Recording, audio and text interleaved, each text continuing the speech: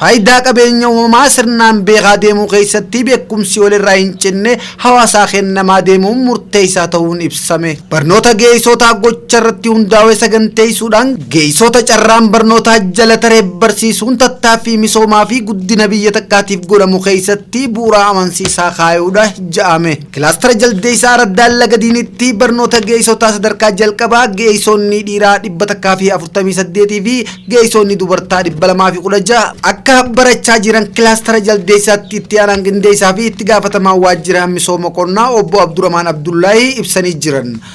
Obbo Abdurrahmaan itti dabaluudhaan bu'uuraa dandeettii raawwii hojii ilaalcha yaadaa karoora maatii barnoota eegumsaa fayyaa fi sochiiwwan misoomaaf isaan barbaachisan hawaasa biraan gahaa jiraachuu ibsa isaanii keessatti teessisanii jiran.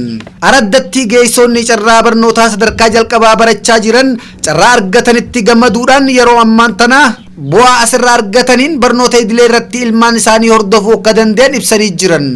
Hojii barnoota geessotaa maddiidhaan hojiin qaraa buqqisuu daaga ooyiruu hidhuu guyyaa kanaas ooyiruu obbo Maamma Faaraa keessatti jalqabanii jiran.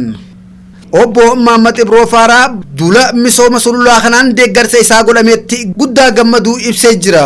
Araddatti hojiileen hojjetamaa jiran hundi karooraa ol hojjetamaa jiraachuu qindeessaa duula kanarraa hubachuun danda'amee jira.